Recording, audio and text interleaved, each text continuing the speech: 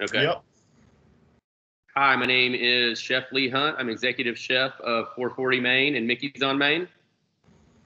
Hi, everyone. My name is Aaron Dawkins. I'm a certified sommelier with the Court of Master Sommeliers here in Kentucky, working for Republic National Distributing. So today, you guys are the lucky winners of this fantastic basket of meat and cheese and fruit and 4 delicious bottles of wine from Spain.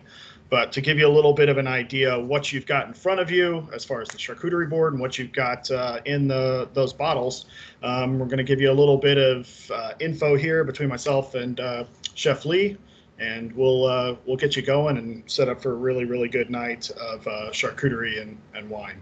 So when we talk about Spanish wine, it's easily one of the most value-driven wine places on earth. Spain is the 3rd largest producer of wine in the world, and they make all different types of wine. And when I specifically talk about value-driven wine, I don't mean that all Spanish wine is cheap, but what I do mean is that the value that you get for the price that you pay is really unparalleled in the wine world. So tonight you've got one white wine that's going to be the Viura from Buenas, followed by 3 delicious red wines. We'll start with the red blend, the Los Dos, followed by the Las Rocas Garnacha, and then finishing it up with the Martin Kodak's Ergo Rioja. Chef Lee is being a wonderful Vanna White for us at the same time as telling us about the meats and cheeses. But first of all, while you're doing this, hopefully you've had a chance to open all of the wines and get at least a little bit of that white wine in your glass, because you are meant to drink while you're enjoying this. So first up with that Viura, I'm going to share the screen here so you guys can see a little bit of where we're talking about. But when we talk about the world of Spanish wine, it is a lot of different areas in the country. And today we're going to concentrate pretty solidly in this region here, Rioja, Navarra, this Catalunya, the Campo de Borja. And the reason why I bring that up is this is where we're starting our day. So this Viura is sourced from this larger region here, some from Rioja and Catalunya, and a little bit from La Mancha here just south of Madrid, with the wine being made here in Rioja. So Rioja is a very warm, almost desert-like climate. It's a high desert, a lot of altitude, really, really rocky soil. And the grape of Viura is a very fruit-forward, really kind of medium to full-bodied white wine grape. And what that does is it's an excellent, excellent food wine. So tonight, while everything that you have in front of you is going to pair really, really well with specifically all of the cheeses and all of the wines. We have picked out a few that we think are going to go exceptionally well together. So first up on this with the Viura, we're going to pair it with the Jarlsberg, and Chef's going to tell you a little bit about that. The Jarlsberg you see down in the lower right corner. This is the Mandar, little hand model.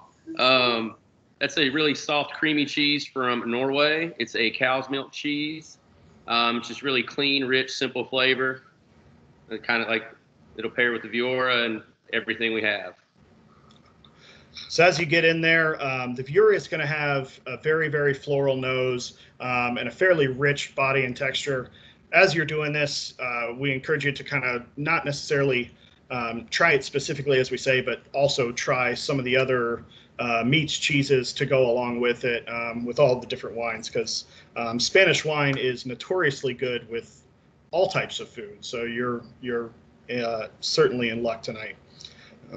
As we move on from there, if you're ready to get into the second wine for the night, we're moving on into 3 red wines. So the first of those is the Almira. This is the Los Dos. This is a Garnacha and Syrah based blend. This is delicious, just kind of table wine, easy drinker. You know, whether you want to call it a patio pounder, this is one that everybody is going to like. And the beauty of it is that it's a blend. And what I like about those is that they go with all different types of food and all different types of palates. So obviously looking at the meat portions of the charcuterie that are in there, which I'm sure we'll talk about a little bit later. The Elmira is just going to be a very, very pleasant, lighter bodied red wine. Really, really bright red fruit. Very kind of juicy, easy drinking. And this wine's going to go well, even if you put just a tiny bit of a chill on it, whether in the fridge, kind of before you enjoy it. Because frankly, it's hot outside. So you don't necessarily want to have super full bodied red wine all the time. But as we talked about with our previous map, which of course I freaking closed when I exited out of it. That's genius. Let's share this screen here. If I can find it again. Sorry guys, hold on. There we go. So back to our Spanish wine map. This region specifically is from La Mancha. La Mancha is definitely our main larger production region in Spain. We're going to be around here, and this is very fruit driven, very bright. This is also meant to be enjoyed in kind of your younger years. This is not that it isn't age worthy, but this is not a wine that you would sit on for 5 or 10 years like a Rioja and see how the wine changes and develops over time. This wine is meant to be consumed with food, all different types of food, whether it's traditional Spanish tapas, charcuterie. This wine could even serve, in my opinion, I always like this wine with kind of like a barbecue type wine, grilling out over the weekend, meats, things like that. So very, very versatile. It's going to go really well with all the meats in there. And then specifically with this one, I really like it with our second cheese of the night, which is the Gouda, which Chef is going to tell you about here. The Gouda we got is a nice classic Gouda from Holland. It's a semi-hard cow's milk cheese. It's got really sweet caramel aroma to it, and I think the flavor is kind of really nice and sweet, creamy with a little bit of nuttiness to it. Yeah. And Chef, what are the meats that are in this selection tonight? The meats we got, I kind of kept it classic and simple, to please the palate and just go with all the wine. So up in the upper left-hand corner, we've got some nice little prosciutto rolled up in little florets. In the upper right-hand corner, we have just a classic Genoa salami. Genoa salami, it's a cured pork sausage from Italy. It's just flavored with salt, pepper, salt, white pepper, and garlic powder. It's really nice. In the lower left corner, we've got peppered salami, which is cured Italian sausage. This one is a blend of pork and veal, and then it's hand rolled in coarse black pepper while it's aged. In the bottom the bottom right hand corner, we've got hot soppressata. That comes from southern Italy, and that's a dry sausage. It's full of fat and a lot of heat from some red chilies in there. Awesome.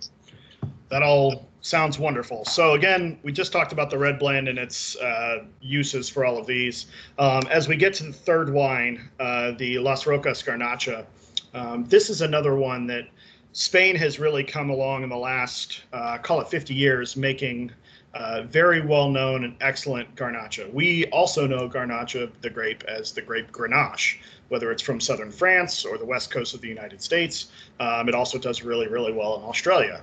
But this was a grape that was brought over from France, planted about 200 years ago in central and eastern Spain, and has really done well. What makes it do so well is that Grenache and Garnacha are very, very heat tolerant.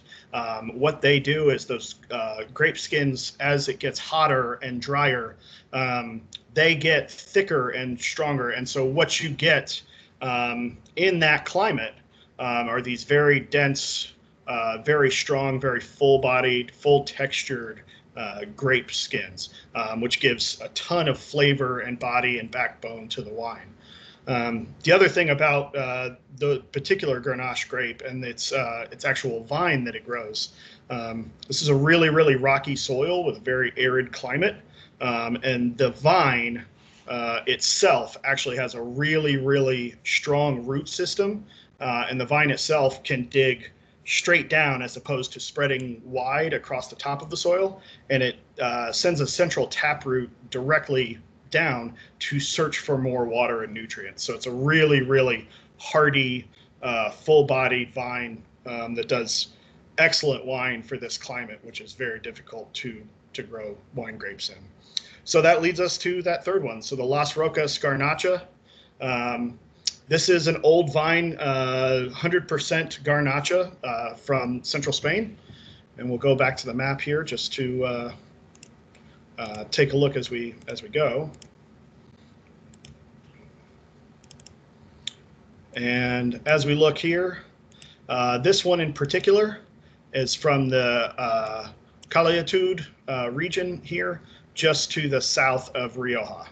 So this region here, very, very hot, very warm climate, really, really rich, full-bodied style of wine. So this is going to be perfectly paired with our third cheese tonight, which is the Merlot finished Bellavitano cheese. So, Chef, we'll head back to you on that one. Merlot Bellavitano, that is a very unique blend of cheddar and Parmesan from Italy. It's kind of soft and creamy. It's been marinated in Merlot, and it really picks up a lot of that berry flavor and stone fruit and plumminess from the wine. Yeah, so these two are very easy pairing. Grenache, while being that full-bodied red wine, it also is a very, very fruit-driven wine. It's not what we would call like an earth or non-fruit characteristics. This thing screams grape juice in the glass. And so pairing those two together was just an easy call. And then for the finale, we can't talk about Spanish red wine without talking about the literal king, which is Rioja. Rioja is one of the fine wine regions of the world. And in particular, it's one of the most age-worthy wines in the world. Again, this same region with this hot, arid climate, and this is the grape called Tempranillo. So we see Tempranillo in what we'd call like lower-end, value-driven red wines from Spain, but that same grape from the region of Rioja can have really, really old vines, really full-bodied production, and these wines age forever. So Rioja has a class system of quality that starts at regular Rioja, then depending on how long you age the wine in oak and barrel, it goes all the way up to what we call Gran Reserva. And Gran Reserva Riojas really can age forever.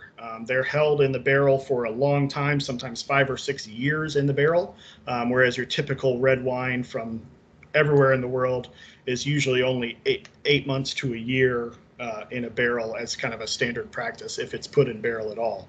Gran Reservas, because of that, are very, very special. They're treated really, really carefully, but all Rioja is a pretty impressive showcase of Spanish winemaking, which is why for this very, very classic wine, thought we'd go with the super classic perfect pairing of pairing it with a dry manchego.